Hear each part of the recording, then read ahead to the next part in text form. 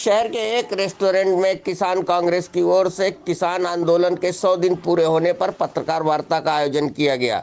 यहां प्रदेश उपाध्यक्ष जगदीश सिंह ने कहा, वर्तमान कृषि कानून किसानों के साथ साथ उपभोक्ताओं के लिए भी हानिकारक है।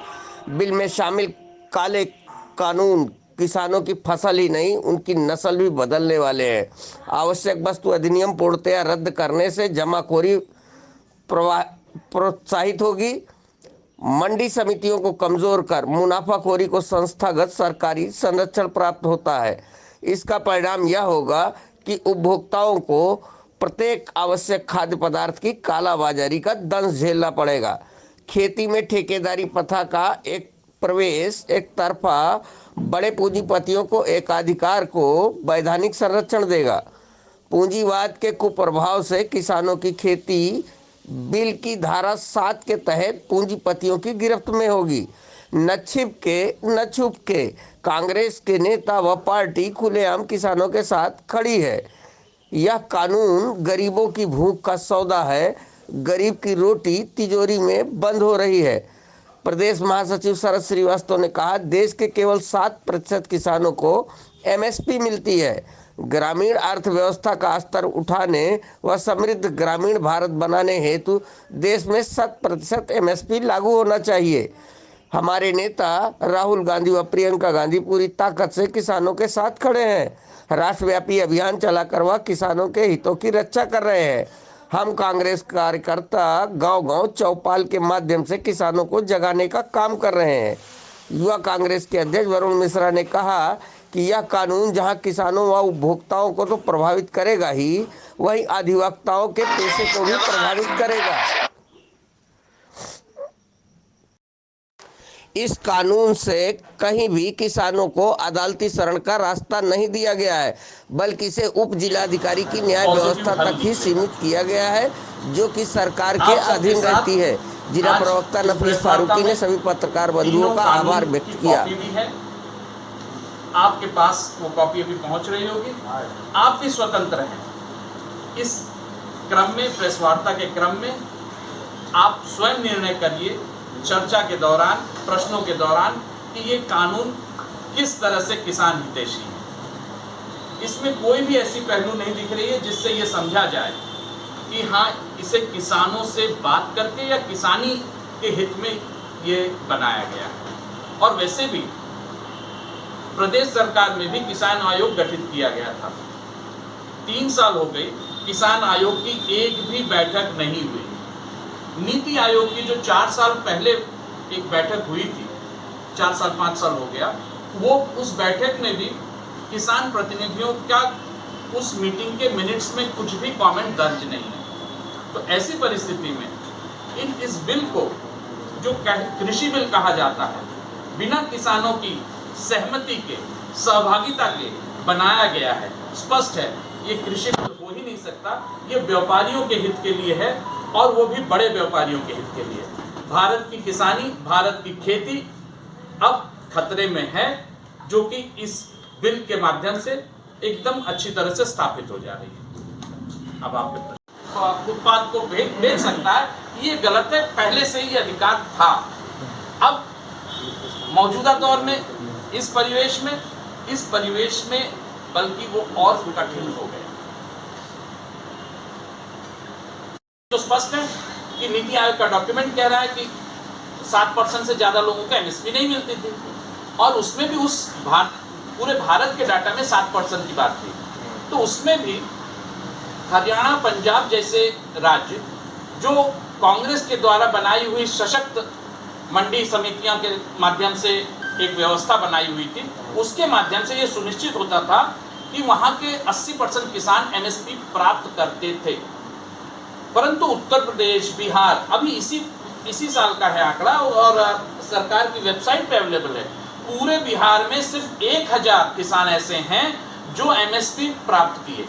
विडंबना देखिए, पूरे बिहार में सिर्फ 1000 किसान ऐसे हैं जो एमएसपी प्राप्त किए। इस नाते 80% पंजाब वाले या हरियाणा वाले भले प्राप्त करते हो, पर ऑल इंडिया फिगर 7% पे आ जाता है, क्योंकि बाकी राज्य इसमें नहीं कंप्लाई कर रहे।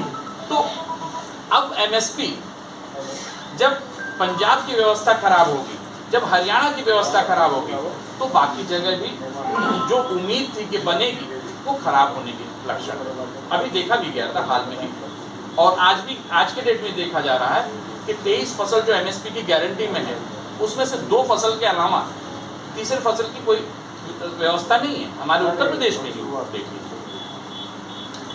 हटा दी गई, अर्थात जब किसान बेचेगा तो पूंजीपति अपना भरपूर स्टॉकिंग करेंगे। उसके बाद जब 100% इंक्रीज हो जाएगा हॉर्टिकल्चर प्रोडक्ट्स के रेट में और सीरियल्स यानी अनाज के दाम में 50% इंक्रीज हो जाएगा तो स्टॉक लिमिट आ जाएगी। यानी मार्केट के प्राइस को कंट्रोल करेंगे पूंजीपति। पहले नहीं रहेगी जब किसान के खेत से तैयार होगा फसल, और फिर जब पूंजीपति के गोडाउन में चली जाएगी तो फिर स्टॉक लिमिट आ जाएगी। और स्टॉक लिमिट किन पे आएगी, ये जब इन कानून में स्पष्ट लिखा है कि ट्रांसपोर्टर पे नहीं है, प्रोसेसर पे नहीं है, स्टोरेज पे नहीं है, तो है किस पे?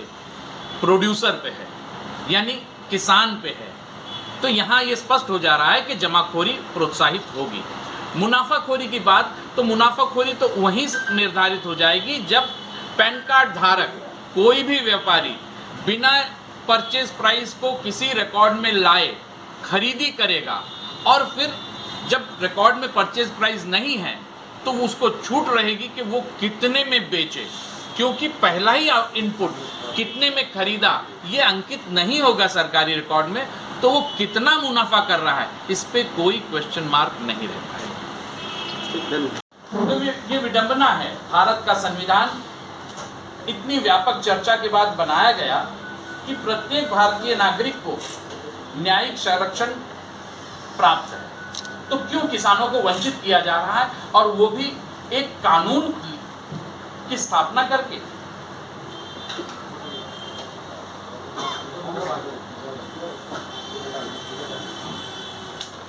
ये बिल बनाया गया, स्पष्ट है कि किसानों के लिए नहीं है, परंतु सबसे ज्यादा ये चोट अगर ये बिल तीनों मिला के कहीं पहुंचा रहा है तो ये भारतीय उपभोक्ताओं को ये चोट पहुंचा रहा है, जिसका पर्याप्त साक्ष्य, पर्याप्त सबूत बिल नंबर 22 है। आवश्यक वस्तु अधिनियम को रिपेल किया गया।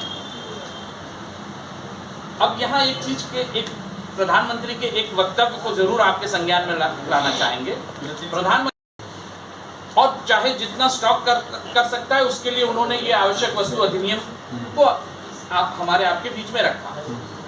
जब आपने छेड़ा ही है तो जरूर आपका ध्यान इस बिल के एक क्लॉज की तरफ ले जाना चाहेंगे। ये क्लॉज नंबर 2